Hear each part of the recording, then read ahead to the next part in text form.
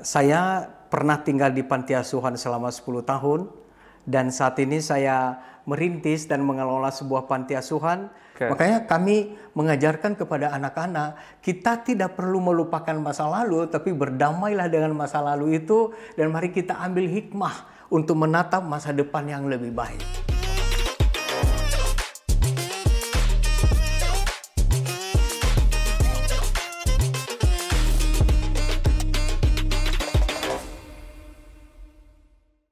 Hai teman-teman Behind the Story, welcome back di season yang spesial ini. Ini episode spesial kita merayakan Christmas hari ini.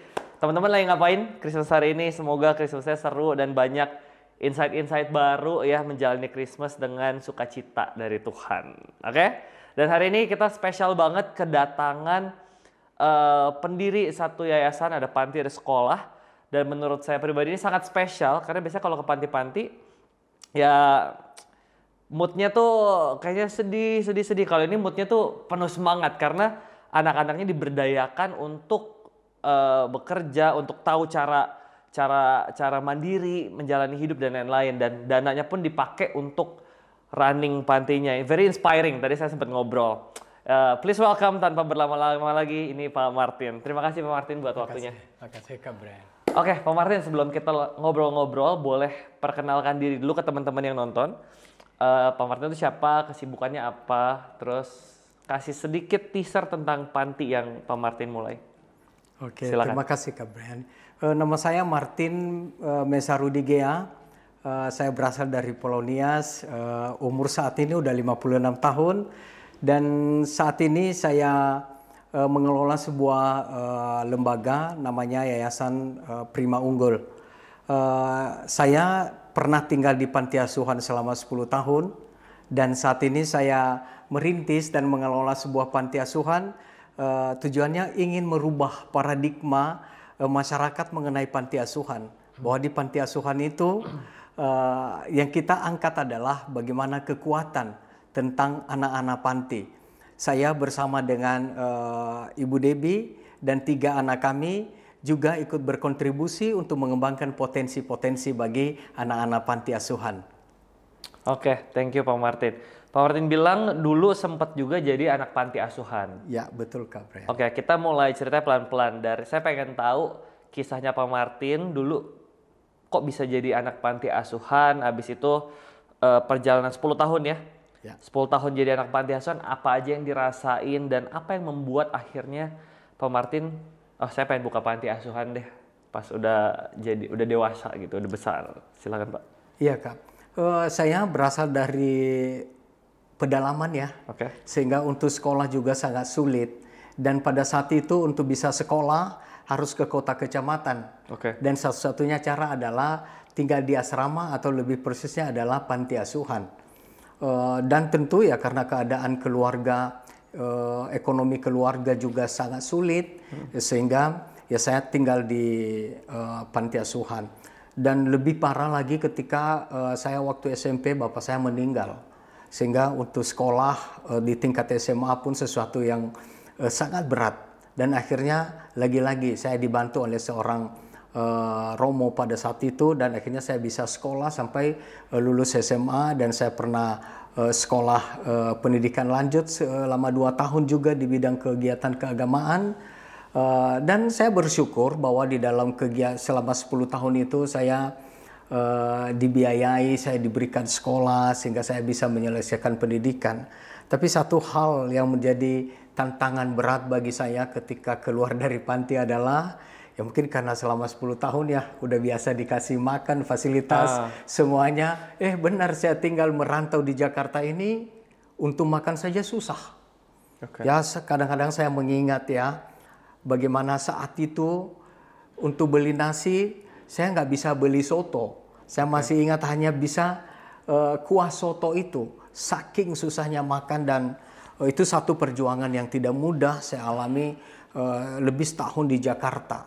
Baru tahun kedua saya bersyukur bertemu dengan orang tua asuh, sehingga saya bisa kuliah dan sambil bekerja. Akhirnya saya bisa menyelesaikan pendidikan di bidang pendidikan S1 di teologi, Dan akhirnya setelah itu saya bisa bekerja, ya bisa, bahkan saya juga pernah jadi PNS, jadi guru agama, tapi sambil mengajar saya juga melanjutkan pendidikan S2 di bidang manajemen, sehingga saya bisa mengembangkan diri lebih. Dan saat itu saya kerinduan untuk bisa sekolah terus, dan akhirnya saya melanjutkan pendidikan S3 di bidang pendidikan juga.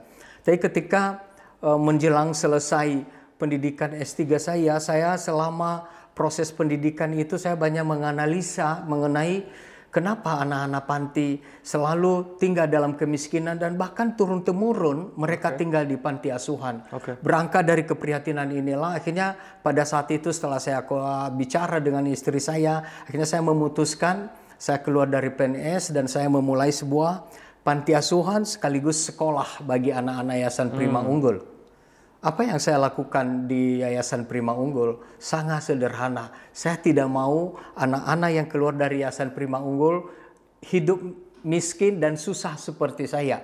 Maka selama di Yayasan Prima Unggul, saya latih mereka untuk berwirausaha, mengembangkan potensi-potensi yang ada dalam diri mereka, merubah pola-pola pikir mereka supaya mereka bisa lebih terarah kepada hal yang lebih positif dengan cara merubah karakter mereka juga, sehingga mereka menjadi SDM ya yang lebih siap menghadapi dunia nyata. Itu sekilas mengenai harapan-harapan ketika saya mendirikan Yayasan Prima Unggul. Nah sekarang kita pelan-pelan nih dari yang 10 tahun Pak Martin hidup di panti asuhan gitu ya. Saya selama SMA, kuliah sampai kerja ya beberapa kali ada Pak ke panti gitu. Nah, saya tuh penasaran apa yang ada di pikiran anak-anak panti waktu ada orang-orang luar tuh datang, kasih pertolongan, bikin event, happy. Karena saya sempat bertanya-tanya, apakah mereka sebenarnya, kan Papa pernah ada di posisi itu ya.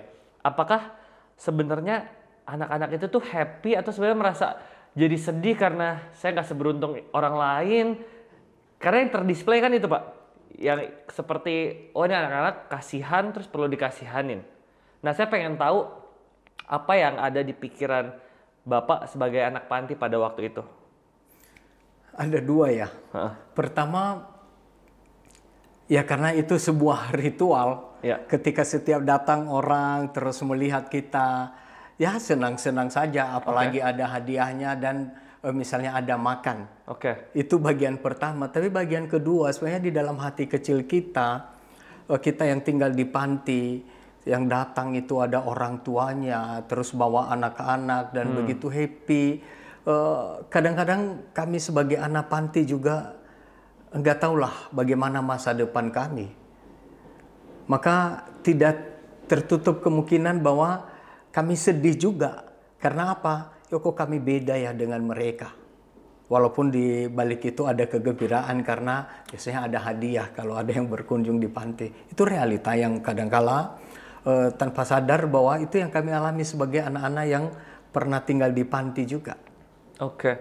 Terus apa yang kan Pak Martin pernah ngalamin itu ya? Apa yang Pak Martin ajarkan ke anak-anak panti yang Pak Martin punya sekarang?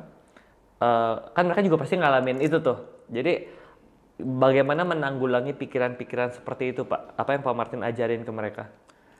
Yang selalu saya sampaikan ke anak-anak bahwa jika ada tamu yang datang ke sini, kita tetap senang juga. Tetapi ada hal yang penting adalah buat tamu yang datang ke sini merasakan sukacita dari apa yang bisa kamu lakukan. Makanya anak-anak biasanya kalau ada tamu kan mereka sambut dengan lagu dan tarian. Sehingga orang-orang yang datang justru ketika pulang merasa, aduh Pak Martin, kami bukan menghibur, malah justru kami yang terhibur. Dan saya katakan ke anak-anak, ketika tamu kita datang dengan membawa hati dan mereka memberikan sesuatu kepada kamu, maka apa yang kamu terima itu adalah penghargaan dari apa yang kau lakukan. Lihat mindsetnya beda. Berarti mereka bukan sekedar sasaran belas kasih. Tetapi ketika mereka menerima sesuatu, mereka sudah melakukan dulu. Itu pola pikir yang saya tanamkan sehingga bagi anak-anak, kita berikan yang terbaik. kepada siapapun yang hadir di sini. Dan ketika mereka menerima sesuatu nanti, itu penghargaan dari apa yang mereka lakukan. Ini cukup berbeda dari sudut pandang. Ya, itu menarik ya. Pak Martin ajarin mereka kalau kalian bukan sasaran belas kasih. Memang benar ya kata Tuhan, dia bilang memberi itu lebih berbahagia daripada menerima gitu ya. Nah, dari anak-anak tuh ada nggak yang sempat cerita ke Pak Martin tentang struggle pribadinya, tentang perasaan mereka waktu lagi sedih kayak gitu? Ada nggak sih cerita-cerita menarik yang personal ke Pak Martin? Ya, masing-masing anak ya punya satu latar belakang yang berbeda, punya dinamika yang berbeda. Kami bersyukur ya di Yayasan Prima Unggul karena saya dan Ibu Debbie sebagai orang tua bagi anak-anak. Sehingga banyak berbagi peran. Biasanya kalau hal-hal yang bersifat personal atau yang membutuhkan memang pendekatan lebih personal, apalagi banyak anak-anak kami kan putri ya, kalau mereka bisa dekat dengan ibu, sehingga mereka bisa curhat di situ, bahkan nangis, bahkan yang macam-macam lah. Kalau saya lebih banyak memang mengarahkan mereka untuk mengenai pendidikan, bagaimana memandang apa yang kita alami itu bukan alasan bagi kita untuk berhenti. Tapi saya selalu katakan kepada mereka, masa lalu kita adalah pelajaran bagi kita. Kita tidak perlu melupakan, justru tetap kita ingat, tetapi bagaimana kita berdamai dengan masa lalu itu dengan melihat bahwa ada hal-hal yang bisa kita perjuangkan dari pengalaman-pengalaman yang pahit itu. Makanya kami mengajarkan kepada anak-anak, kita tidak perlu melupakan masa lalu, tapi berdamailah dengan masa lalu itu, dan mari kita ambil hikmah untuk menatap masa depan yang lebih baik. Kan karena Pak Martin ajaran mereka, kamu tuh bukan sasaran belas kasih, makanya Pak Martin juga equip mereka untuk bisa jadi pribadi-pribadi yang unggul, yang mandiri. Nah, kegiatan apa aja yang Pak Martin ajarin supaya mereka bisa jadi pribadi-pribadi yang unggul? Ya, ada satu keyakinan bahwa setiap manusia dilahirkan di dunia ini, apapun latar belakangnya, keadaan ekonominya, tetapi sebuah keyakinan Tuhan memberikan potensi diri dalam diri setiap orang yang diciptakan di dunia ini. Dan dari potensi diri itulah manusia bisa mengembangkan diri. Itu yang keyakinan kami, bahwa siapapun anak panti yang datang di tempat kami pun kami dampingi mereka. Kami mencoba menggali apa yang menjadi potensi yang ada dalam diri mereka. Dan kami memberikan berbagai peluang-peluang di panti untuk bisa mengembangkan potensi itu masing-masing. Dan hasilnya sangat luar biasa. Yang terarah di bidang catering, yang terarah di bidang videografi misalnya, di bidang seni, di bidang pendidikan. Dan mereka menjadi anak-anak yang sangat-sangat luar biasa. Bukan hanya perjuangan mereka, tetapi dampak yang mereka bawa juga sungguh memberikan kegembiraan bagi banyak orang. Termasuk ketika datang tamu atau diundang mereka di berbagai event, benar-benar mereka tunjukkan bahwa kami bisa memberi yang terbaik. Ini kan sesuatu yang luar biasa yang ada dalam diri mereka, dan akhirnya mereka meyakini, oh ternyata kami bisa. Wow. Ini ada berapa anak Pak yang Pak Martin urus sekarang? Saat ini yang ada 60, tapi sekarang udah hampir 400 anak ya yang sudah kita udah bantu keluar selama ini. Ya. Keluar itu tuh diadopsi apa sudah kerja? Rata-rata kan lulus SMA, ada dua. Biasanya mereka kan tinggal di luar atau bekerja di luar. Sebagian kita lanjutkan pendidikan untuk bisa menjadi tutor juga bagi adik-adiknya. Tetapi satu kesamaan mereka bahwa setelah keluar dari YPU, mereka pasti ya daya juangnya untuk hidup mandiri itu ada. Dan dengan kata lain tidak ada anak YPU yang alumni YPU yang jadi pengangguran, enggak. Pasti mereka bisa memulai kehidupan mereka di dunia nyata. Karena saya katakan bahwa dunia nyata beda dengan di panti. Maka di dunia nyata itu, makanya YPU itu memang sangat dinamis dengan segala kegiatan. Karena saya bilang, kamu harus siap untuk menghadapi dunia nyata. Dan mereka tidak sekedar bekerja, bahkan 70% lebih dari mereka itu setelah bekerja 1 tahun atau 2 tahun, mereka pasti melanjutkan pendidikan, mereka kuliah. Karena kami selalu menanamkan pendidikan adalah investasi. Wow. Dan mereka yakin sekali dengan itu. Pak, tadi ada lini bisnisnya apa aja Pak yang di-equip? Ada makanan, catering, videografi, terus ada apa lagi? Ada yang paling utama ya, ada catering ya, yang Catering cukup paling berkembang utama. saat ini. Oke. Terus seni Nusantara yang membuat mereka diundang di berbagai event ya. Terus yang ketiga videografi dan di bidang teknologi lah ya, penggunaan editing atau komputer misalnya kan. Dan yang kita ada pertanian juga. Kita juga ada unit kegiatan pertanian karena anak-anak YPU kan semua kan rata-rata anak-anak petani. Dan kita mencoba melatih mereka bagaimana menjadi petani yang modern, yang bisa mengolah pertanian ini menjadi sumber yang memberikan penghasilan bagi mereka. Maka mereka sangat bagus sekali ketika mereka mulai dalam dunia pertanian ini. Ini program-program baru yang kita kembangkan juga. Ya. Dunia pertanian kemarin saya lihat berita Pak Menteri ada butuh para anak-anak muda Gen Z yang mau jadi petani, katanya mau digaji berapa gitu, saya lupa.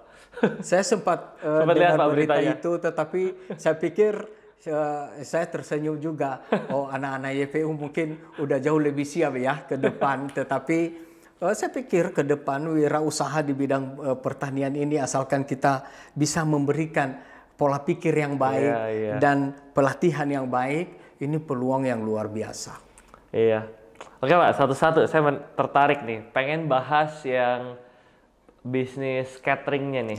Bagaimana bisnis catering ini bisa berjalan, kayak siapa yang koordinasi, terus kliennya siapa, jualnya ke siapa, apakah itu PO, kirim, dan seterusnya. Ini gimana Pak semuanya?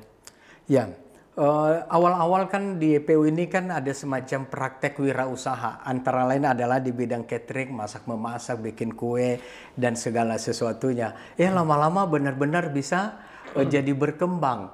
Dan karena Ibu Debbie juga memang senang masak, dan beliaulah yang melatih anak-anak ini. Tetapi yang kita latih sebenarnya bukan masalah masaknya, tetapi bagaimana kebersihan, bagaimana makanan yang dikonsumsi ini harus segar, karena yang makan adalah juga saudara-saudari kita. Terus sehingga orientasi kepada kualitas, itu yang menjadi fokus kita. Ya, kita katakan ke anak-anak, untung itu adalah bonus. Tetapi yang kita berikan adalah bahwa melalui yang kita buat di catering ini adalah juga pelayanan kita, ini adalah penghargaan kita kepada para mitra. Maka yang menjadi pelanggan-pelanggannya itu adalah mitra-mitra kita atau mitra yang memberitahukan kepada teman-temannya. Dan hebatnya itu adalah rata-rata pasti order lagi. Kenapa? Ya karena mereka senang. Dan selain Ibu Debbie mendampingi mereka, yang menarik di YPU adalah bahwa bentuk donasi juga, bahwa banyak orang yang mendonasikan tenaga, keterampilan datang ke YPU mengajarkan anak-anak dari sisi bayi masak, mungkin packagingnya, bahkan bagaimana perhitungan mengenai HPP itu diajarin, dan anak-anak langsung mendapatkan pengalaman-pengalaman ini. Dan ketika ada juga bagian marketing yang ngajarin marketing, penjualan, sehingga yang melaksanakan sekarang anak-anak semua. Kalau Ibu Debbie sekarang lebih pada quality controlnya. Oh ini udah jalan semua dan ini jalan semua. Sehingga catering ini brandnya Lumbung Selera, ya, produk-produknya seperti pisang goreng, terus nasi bakar, dan banyak lagi jenis yang lain adalah sangat digemari oleh para customer. Dalam arti mereka bisa membeli, ya ini yang kami tanamkan, bukan kasihan karena ini produk Anapanti, tidak. Tetapi mereka beli karena memang kualitas. Bahwa mereka tahu, anak-anak panti yang mengerjakan ini, wow, berarti ada sesuatu kekaguman. Sekali lagi, cara berpikir. Sehingga anak-anak panti, mereka beli produk kami karena kualitas, bukan karena kasihan. Oke, ini buat teman-teman, barusan Pak Martin sama Bu Debbie sama kesini datang bawa pisang goreng dan sambelnya. Fit, mungkin bisa ambilin kali ya Fit ya, pisang goreng sama sambelnya. Thank you. Jadi pisang gorengnya ini gini, saya itu bukan tipe orang yang suka makan pisang goreng karena pisang goreng itu sering kali oily gitu loh Pak. Oh iya. Aduh berminyak banget. Nah Barusan saya udah makan, udah cobain. Saya suka sambal. Nah, ini super enak, nggak oily. Terus sambelnya dabu-dabu ya, Ya. dipakein kulit jeruk. Nah, ini yang saya mau kasih lihat ke teman-teman.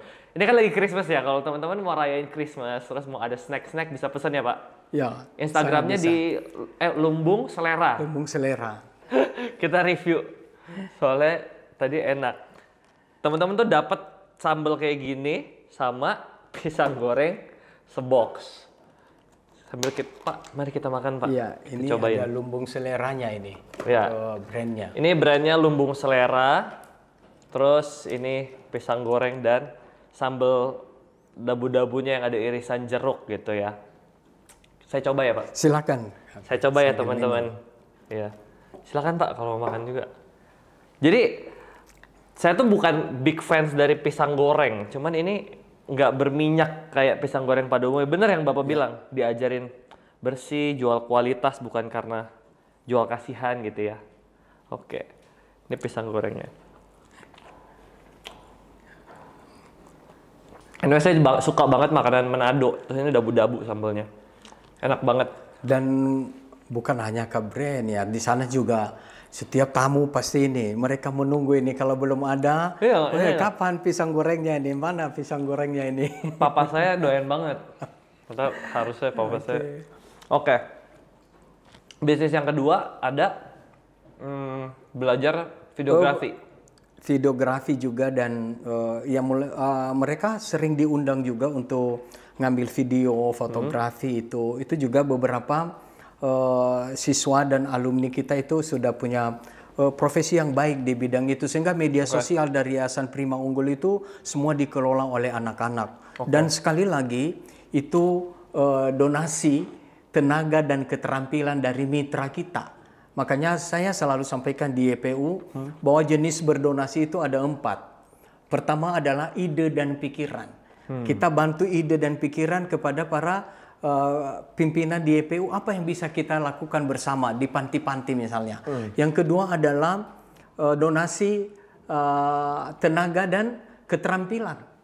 Justru dengan datang memberikan pelatihan, memberikan cara memasak, cara bagaimana videografi, cara bagaimana menari atau melatih musik, itu adalah donasi yang luar biasa. Dan yang ketiga adalah donasi sosialisasi berbagai produk, sehingga mereka bisa mengenal produk anak-anak YPU ini dari mitra-mitra kita, ya. Dan juga ketika diundang untuk menyanyi di berbagai event itu dari mitra, itu donasi yang luar biasa. Dan keempat adalah donasi ya mungkin biaya pendidikan dan biaya kebutuhan sehari-hari. Tapi 1, 2, 3 ini sangat-sangat terasa bahwa yang menentukan sampai 70% biaya operasional di Yayasan Prima Unggul dari uni-uni kegiatan ini adalah ya dampak dari donasi 1, 2, 3 tadi, yaitu pikiran, keterampilan dan sosialisasi kepada customer baru. Justru kalau misalnya dana betul butuh, cuman itu untuk operasional yang sifatnya jangka pendek ya, Pak. Betul. Kalau yang 1, 2, 3 ngajarin skill itu buat jangka panjang. Dan langsung diserap oleh anak-anak YPU, dan itu nanti yang modal ketika keluar dari YPU. Jadi teman-teman juga kalau yang nonton, kalau punya apapun yang bisa buat ilmu-ilmu yang bisa dibagi, Bapak terbuka ya? Sangat terbuka untuk mau live in misalnya, atau mau apapun yang dilakukan di sana, atau berdonasi dengan tenaga, silahkan. Oke. Jangan lupa teman-teman dipesan pisangnya, silakan. Terus Pak, tentang videografi gitu-gitu jual secara online, itu mereka ada jual edit pakai handphone, pakai laptop, siapa yang ngajarin? Sekarang ya dikelola oleh semua anak-anak ya, alumni dan tim marketing dan media sosial. Tetapi itu juga diajarin oleh para volunteer sebelumnya. Sehingga dengan mereka mengajarin itu berarti kan ada anak-anak YPU yang sudah jadi, dan akhirnya anak-anak yang udah besar ini mengajarin adik-adiknya lagi. Maka kalau dilihat misalnya di media sosial, entah Lumbung Selera, misalnya ada iklan, terus ada produk-produk itu semua dilakukan oleh anak-anak. Dan juga ketika mereka menawarkan kepada mitra-mitra mengenai produk-produk ini, itu juga melalui tim marketing dan penjualan. Itu dilakukan dengan menggunakan media sosial. Oke. Ya. Oke, jadi karena diajarin, terus yang udah belajar ngajarin lagi ke generasi-generasi berikutnya. Oke, menarik. Dan lihat kan dengan diajarin bagaimana penggunaan media sosial secara positif, alhasil apa? Anak-anak sekarang bisa menjual hanya dengan media sosial, dan ini kan keterampilan yang luar biasa yang nanti setelah keluar dari YPU mereka sudah punya keterampilan yang luar biasa. Iya. Ya. Bikin TikTok juga nggak sih Pak YPU? Ada TikTok makanan juga, ada kegiatan-kegiatan. Wow. Hanya mereka banyakkan memang di IG atau di FB juga. Mereka menggunakan berbagai media yang ada lah. Apalagi anak-anak muda kan sekarang juga kita mengarahkan mereka semua memanfaatkan media sosial itu secara positif. Oke. Ya. Tadi habis catering, ada videografi, ada seni. Nah, kegiatan seni. Ini seninya apa aja? Terus udah pernah tampil di mana saja? Yang undang siapa saja, Pak? Ya, terutama keunggulan dari anak-anak YPU adalah seni Nusantara dari berbagai daerah di Indonesia. Ya. Kekuatannya di mana? Lagu-lagunya Nusantara, pakaian daerahnya juga Nusantara. Tapi anak-anaknya karena ada dari Papua, ada dari NTT, dari Kalimantan, dari Sumatera, dari Jawa, sehingga wajah mereka benar-benar wajah Nusantara. Dan ini menjadi daya tarik tersendiri. Ya, pernah mereka diundang misalnya di ulang tahun Bayangkara ya di GBK waktu itu di kepolisian, terus di Bundaran HI ada satu event besar di sana, di J-Expo, dan pernah juga diundang malah di Singapura dan di Malaysia untuk membawakan lagu-lagu Nusantara sampai luar negeri juga. Dan sebentar lagi nih di menjelang di suasana Natal ini mereka diundang untuk membawakan tarian Nusantara di Bali ini. Wah. Ya, mereka tampil. Ini sungguh luar biasa, saya katakan ya, kalau melihat budaya Indonesia, ada rumahnya di Taman Mini. Kamu melihat orang-orangnya ada di YPU. Wah, keren. Ya. Oke. Di Bali nih acara yang undang siapa Pak? Acara apa? Ada satu mitra yang menyelenggarakan sebuah seminar internasional di sana, dan di openingnya itu ditampilkan tarian Nusantara ya di sebuah hotel di Bali. Dan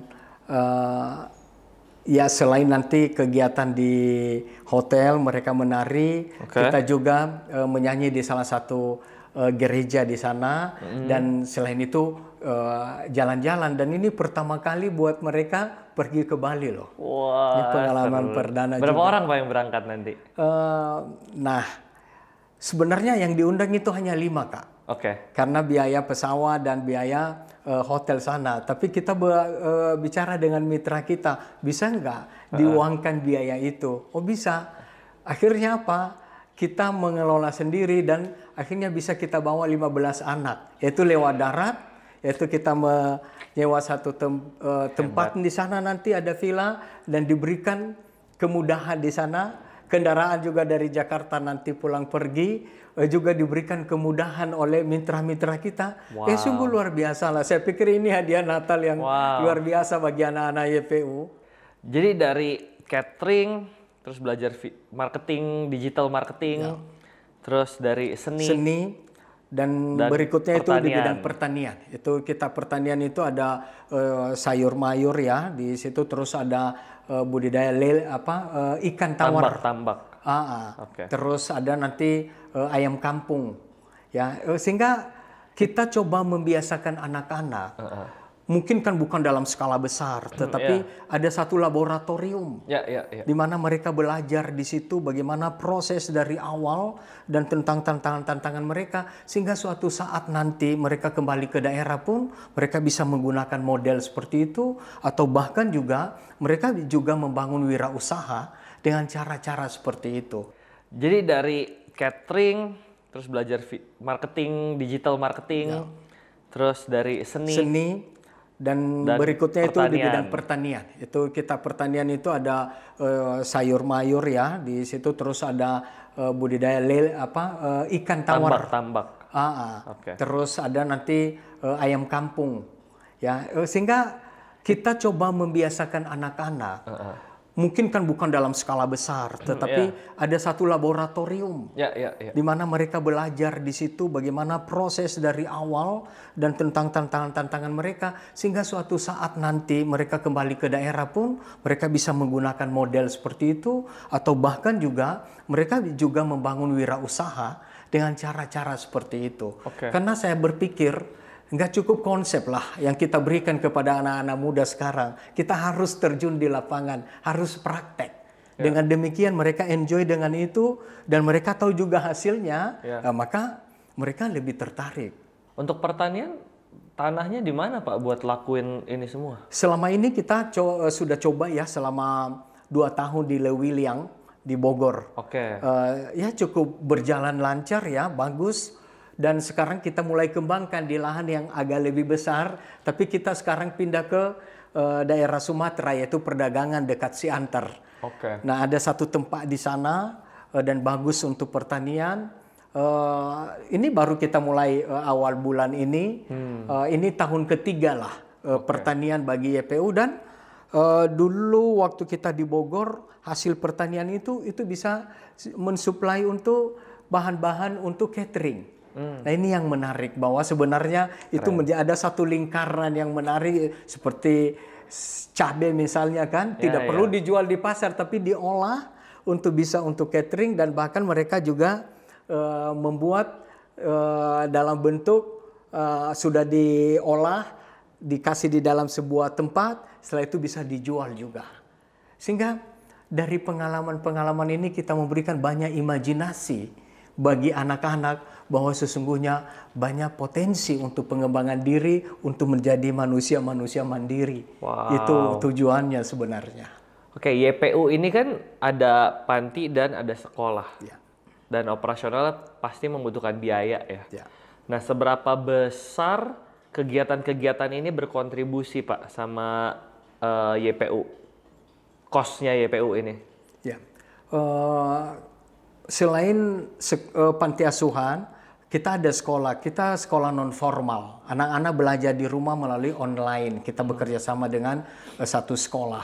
Mereka belajar di rumah, dan setelah belajar di rumah, mereka kan mengembangkan keterampilan tadi.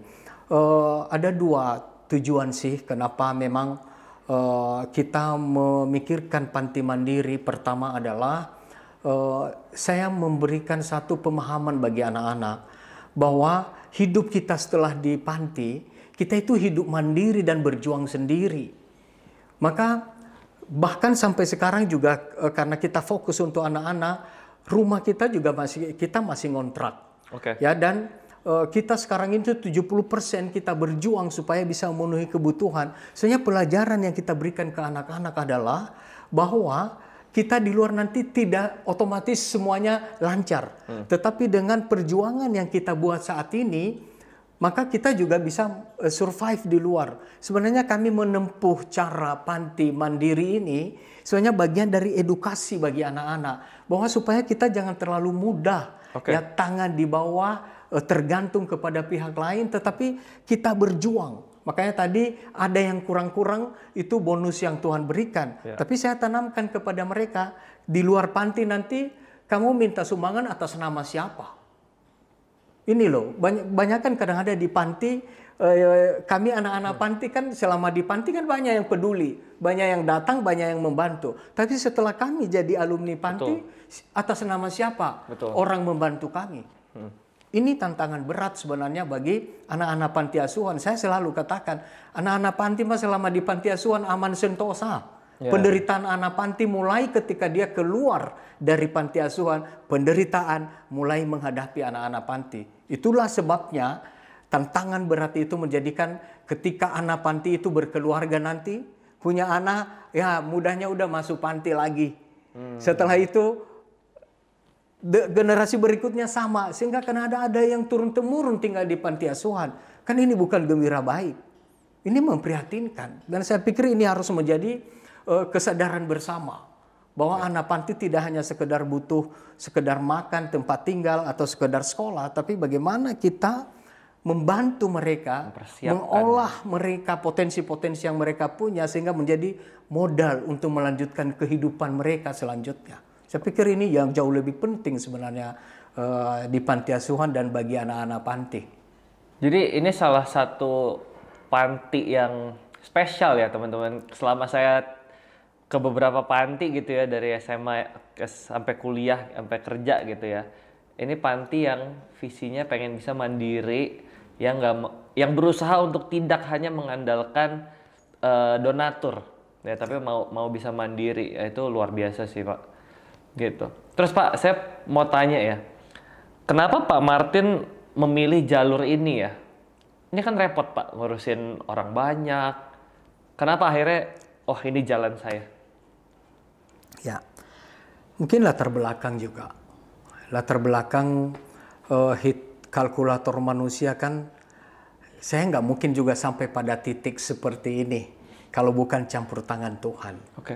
Dan sebagai seorang anak panti yang sangat susah hidupnya dan penuh perjuangan, nggak mungkin juga sampai pada titik ini kalau bukan campur tangan Tuhan. Ya. Kesadaran atas campur tangan Tuhan itulah yang menjadikan saya bahwa apa yang bisa saya lakukan.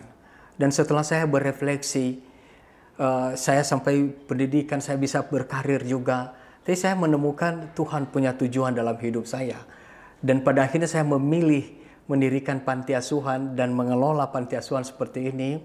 Saya meyakini bahwa ini tujuan Tuhan, Martin. Saya ambil kau dari panti. Wow. Saya beri kesempatan untuk pengembangan diri, sekarang kembali ke panti.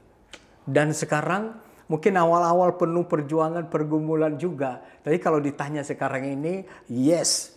Ya dalam arti 100%, ya. Dan saya mensyukuri bahwa Tuhan memberi kesempatan kepada saya bersama dengan keluarga saya untuk bisa melakukan karya-karya seperti ini. Ya kami hanyalah sarana kecil di tangan Tuhan, tetapi saya dan Ibu Debbie dan saya juga tanamkan kepada 3 anak kami bahwa kita bersyukur bahwa Tuhan memberi kesempatan kepada kita untuk membantu saudara-saudara kita yang seperti ini. Saya katakan ke anak-anak ini, mereka ini latar belakang papa dulu seperti mereka ini. Maka kalau bukan kita yang peduli juga, ya siapa? Mari kita ambil bagian dan kita lakukan secara totalitas.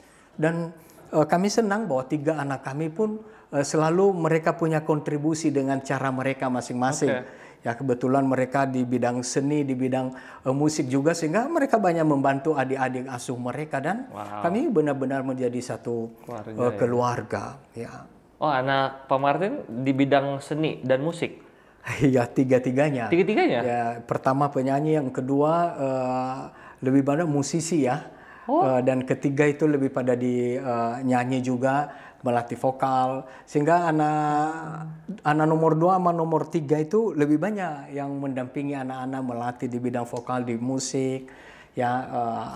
Nah ini kami juga mensyukuri semua itu dan kami senang bahwa 3 anak kami pun ini sekolah kehidupan mereka. Okay. Karena dari kecil kan mereka udah ketemu, awalnya mereka bingung. Ini papa mama ini banyak sekali anak-anak. Kenapa kok banyak sekali? Tapi yang nggak mudah memang untuk menyadarkan. Tapi kami bawa mereka waktu itu ke rumah anak-anak asuh di daerah-daerah. Kalau kami rekreasi biasanya ke daerah-daerah. Akhirnya mereka memahami sekarang bahwa ya akhirnya mereka punya hati yang peduli.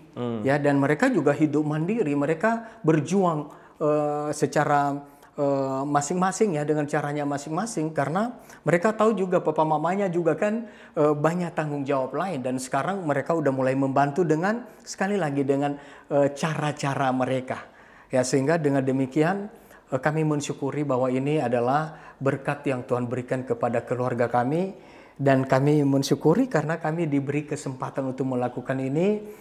Dan tentu bagi kami juga mereka adalah bukan siapa-siapa, mereka adalah anak-anak kami Ya kami tidak membedakan ini anak siapa atau bagaimana, tapi ini anak yang Tuhan kirim kepada kita. Mari kita mempersiapkan mereka dengan baik, dan kami senang karena mereka juga bertumbuh dengan baik dan luar biasa, mereka juga bisa membawa kontribusi bagi orang-orang yang lain. Ya, sehingga saya diambil dari seorang anak panti, terus kita bisa membuat ratusan anak-anak panti, dan anak-anak panti ini nanti saya meyakini mereka akan membantu banyak anak-anak yang punya latar belakang mereka, seperti mereka. Maka saya merangkum kepada mereka, mari kita semakin memperbesar lingkaran kasih itu, karena kalian ada di sini karena kasih, dan saya juga bersama keluarga bisa seperti ini juga karena kasih. Dan nanti kalian bagilah kasih itu supaya lingkaran kasih itu semakin besar. Karena pada akhirnya ya kita bisa hidup hanya karena kasih juga. Ya. Ini kehidupan yang lebih menyenangkan ya Pak, daripada terus jadi PNS terus nyalek Pak. Iya. Oke. Nah Pak, ini kan jalanin panti ini sudah 14 tahun ya? Sebenarnya kami punya panti asuhan sudah 26 tahun.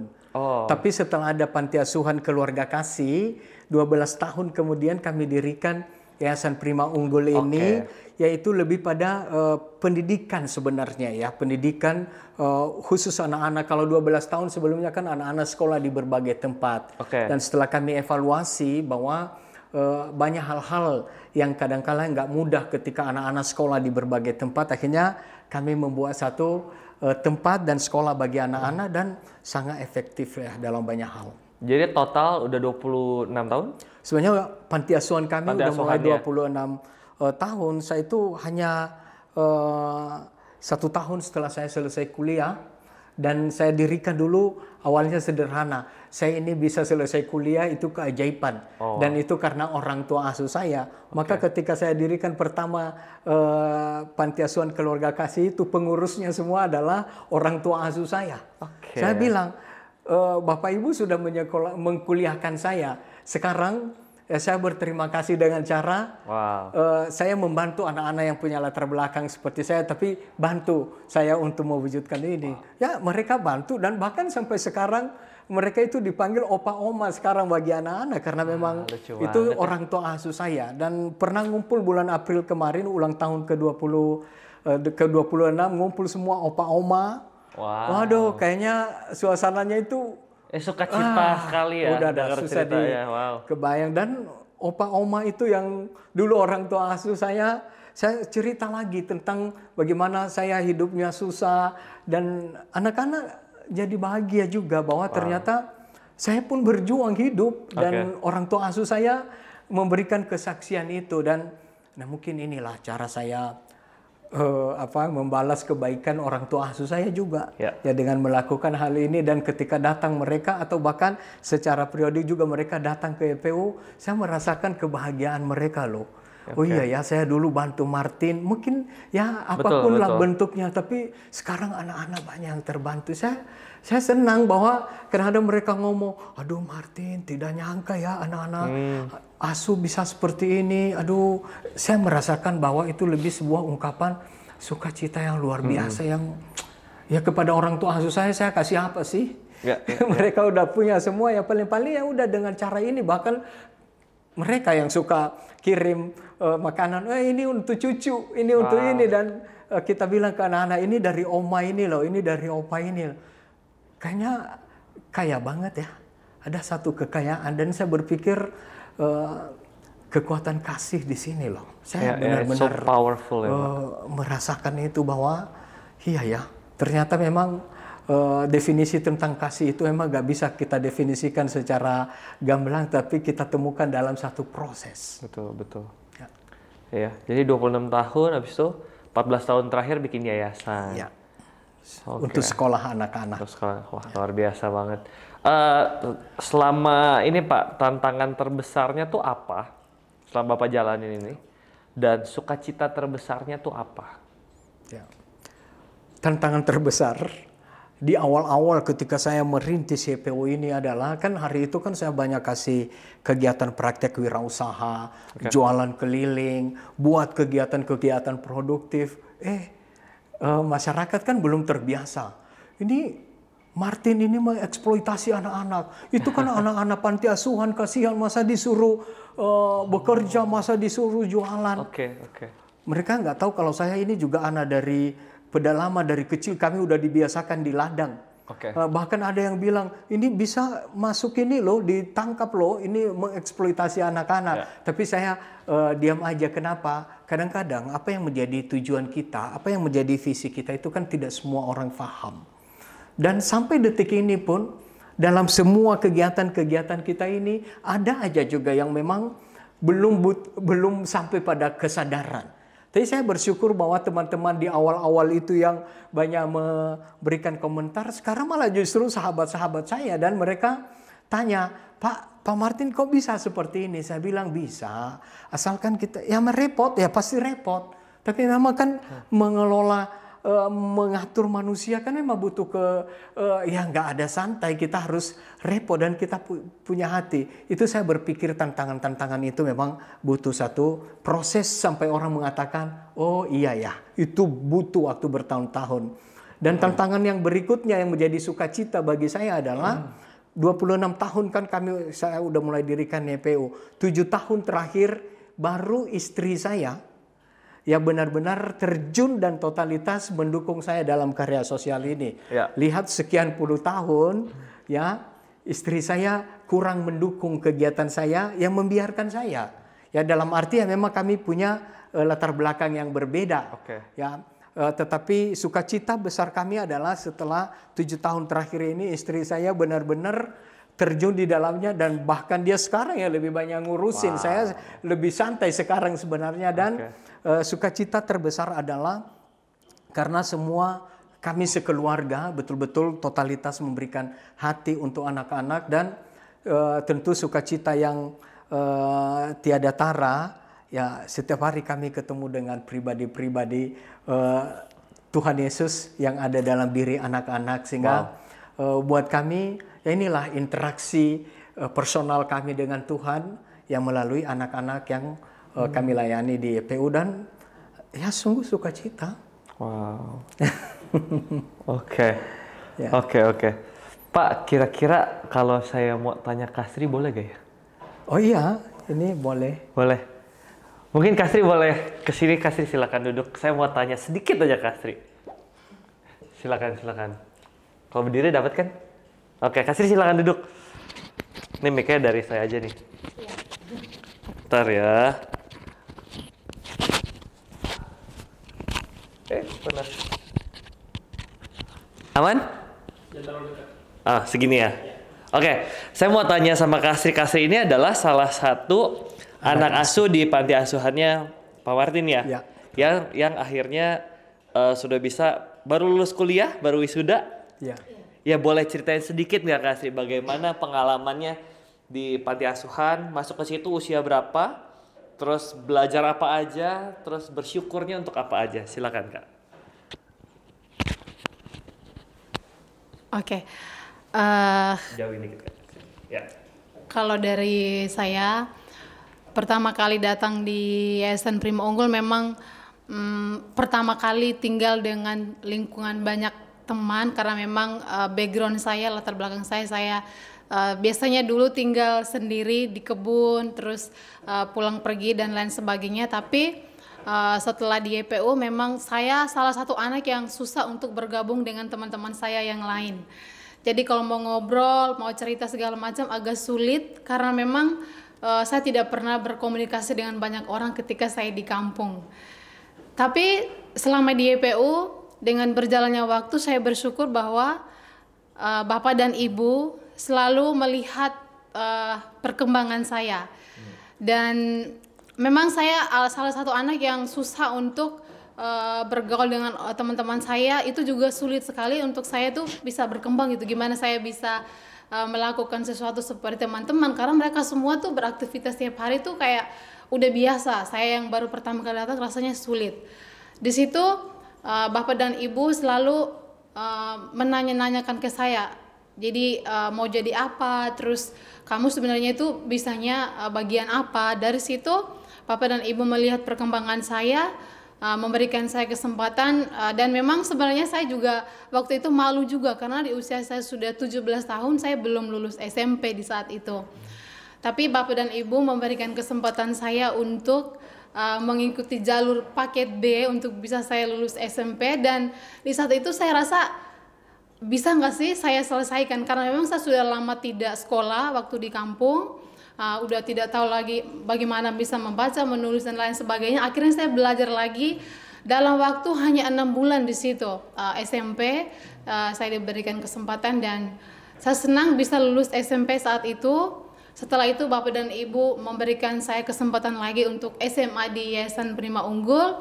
Berjalan setelah selesai SMA, Bapak dan Ibu juga melihat terus dan sangat mendukung perkembangan saya. Saya diberikan kesempatan untuk kuliah pertama kali di UT bagian manajemen. Sebenarnya salah satu tantangan juga bahwa kok bisa, maksudnya nggak mungkin saya kuliah setelah saya bersekolah di YPU. Tapi Bapak dan Ibu selalu mendukung saya, melihat perkembangan saya, memberikan saya kesempatan.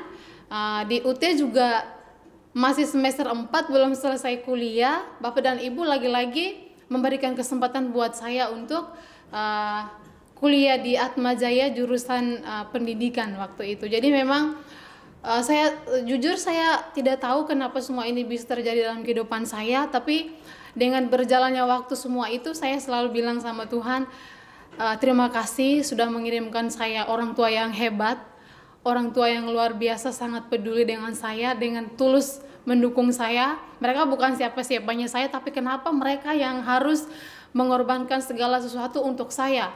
Tadinya saya tidak bisa apa-apa, dari sekolah sama sekali tidak ada harapan untuk melanjutkan di bagian pendidikan sampai dengan saat ini. Tapi itulah yang saya syukuri dalam perjalanan hidup saya, bahwa Pak Martin, Ibu Debbie, dan ketiga anaknya yang selalu mensupport saya, mendukung saya. Jadi saya belajar untuk lulus SMP, untuk lulus SMA juga dari ketiga anaknya. Mereka menjadi guru-guru saya. Dengan berjalannya waktu ya sampai dengan saat ini bisa selesai kuliah, dan memang Oktober kemarin wisuda di Atmajaya. Saya bersyukur sekali. Untuk saat ini saya diberikan kesempatan juga oleh Bapak dan Ibu untuk mendampingi adik-adik saya di komunitas, dan juga belajar terus. Sekolah. Dan memang di YPU Bapak dan Ibu melihat perkembangan saya karena udah selesai kuliah juga, senang sekali Bapak dan Ibu mendukung saya, dan saat ini saya juga menjadi kepala sekolah SMA di Yayasan Prima Unggul, dan juga menjadi admin keuangan di Yayasan Prima Unggul. Dan ini menjadi sarana dan media buat saya bahwa saya tidak berhenti di situ saja. Saya harus lebih belajar sungguh-sungguh lagi, karena bagaimanapun apa yang sudah saya dapatkan di YPU, saya harus juga berbagi dengan teman-teman yang mungkin lebih parah hidupnya dari saya. Karena itu tujuan dari komunitas kita, dan saya rasa ini yang lagi sedang saya berjuang untuk bagaimana saya bisa berbagi kembali apa yang saya dapatkan, kasih yang melipat ganda itu kepada saya, supaya nanti saya bisa berikan kepada teman-teman dan orang-orang yang ada di sekitar saya. Terima kasih, luar biasa sekali Kak Sri. Boleh silakan. Thank you Kak Sri. Sama-sama Kak. Oke. Sebentar.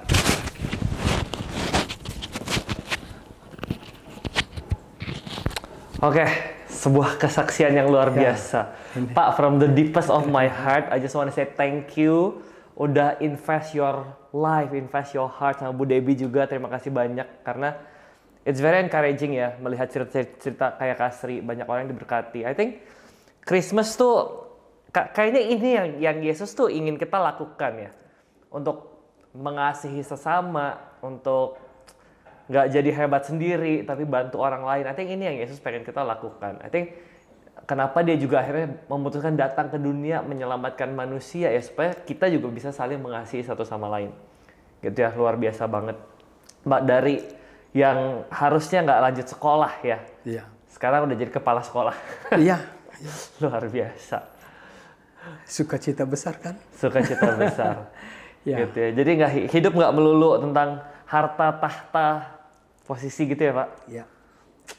Dan ini mungkin tadi mengenai Sri ya, karena kita tahu latar belakangnya dan dia bisa seperti ini, ya saya pikir hadiah bagi dia juga tidak sekedar sebagai kepala sekolah, hanya sekedar sebuah jabatan, tetapi hidupnya bisa menjadi inspirasi bagi adik-adiknya. Oke. Dan setelah ini memang kita lagi sambil siapkan juga supaya melanjutkan nanti di S2. Tujuannya adalah supaya Sri dengan latar belakangnya yang menurut sekali lagi tidak mungkin, tetapi menjadi mungkin di dalam Tuhan. Dan saya berpikir tepat ya di suasana Natal seperti ini, bahwa inilah hadiah Natal yang sungguh luar biasa, yaitu sukacita ketika kita melihat mereka yang lemah itu menjadi kuat dan menjadi berkat bagi banyak orang. Ya, saya pikir kami sungguh mengalami makna Natal dalam kehidupan kami sehari-hari di YPU, di mana sukacita itu terasa bagi satu dengan yang lain. Walaupun datang dari berbagai tempat, tetapi kita disatukan menjadi satu keluarga. Bukan karena sebuah kebetulan, tapi ini rencana indah yang Tuhan berikan kepada kita. Ya, sehingga sukacita itu selalu menjadi tolok ukur bagi kita di dalam satu komunitas. Apakah kamu bahagia, kamu bersukacita satu dengan yang lain? Karena tanpa itu apapun yang kita raih juga ya tidak banyak manfaat, karena tujuan kita adalah supaya membawa dampak yang lebih baik bagi sesama. Itu yang menjadi sesuatu kami hayati ya. Makanya kalau ditanya di masa Natal seperti ini bagi kami, mungkin ini hadiah Natal yang terindah, di mana Tuhan Yesus selalu hadir bersama-sama, dan tanda kehadiran Tuhan Yesus kan ada sukacita. Betul. Termasuk dalam situasi yang tidak mudah, dalam situasi sulit juga, kita bisa bersukacita. Ya, dan saya pikir ini karya terbesar yang Tuhan berikan kepada kita. Ya. Saya yakin masih ada banyak encouraging stories sebetulnya yang bisa Bapak ceritain di belasan tahun ini, puluhan tahun ini. Tapi kita udah ngobrol 1 jam, Pak, tanpa terasa. Iya, kita udah ngobrol 1 jam. Mungkin terakhir saya minta Pak Martin untuk kasih tahu ke teman-teman bagaimana yang nonton ini bisa terlibat nih ke YPU. Apa yang bisa dilakukan? Tadi kan ada 4 cara tuh. Mungkin bisa dijelasin sekali lagi, Pak. Silakan. Oke. Baik, terima kasih. Harapan kami adalah dengan mendengarkan sharing kami, ke depan mari kita melihat kekuatan yang ada dalam diri setiap anak panti asuhan. Dan kekuatan itu telah kami tumbuh kembangkan dalam komunitas Yayasan Prima Unggul. Dan supaya ini lebih optimal lagi, ada 4 cara untuk berkontribusi untuk mendukung anak-anak YPU. Pertama adalah hadir dengan ide dan pemikiran untuk memberikan inspirasi kepada anak-anak YPU di panti asuhan. Yang kedua adalah hadir dengan memberikan keterampilan yang Anda punya, apapun, untuk bisa memberikan pelatihan bagi anak-anak di YPU. Yang ketiga adalah sosialisasikan bagi teman-teman, bagi para sahabat, apa produk-produk yang mereka hasilkan. Karena kita dukung mereka dengan cara bagaimana kita mempromosikan apa yang mereka hasilkan. Dan yang terakhir adalah ya tetap kita butuhkan dukungan dana dan kebutuhan pokok sehari-hari bagi anak-anak YPU. Ini yang kami harapkan, dan semoga para sahabat juga semakin bahagia dalam melihat anak-anak panti, bahwa anak-anak panti adalah anak-anak pembawa sukacita. Terima kasih. Wow, luar biasa banget. Terima kasih banyak Pak Martin untuk waktunya. Semoga anak-anak semakin bertumbuh, semakin diperlengkapi. Amin. Terima kasih, Kak. Terima kasih waktunya. Teman-teman, thank you so much udah nonton episode ini. Saya yakin banyak pelajaran berharga yang bisa kita ambil. And again, Happy Christmas everyone. Have a great day. God bless you guys. Bye-bye.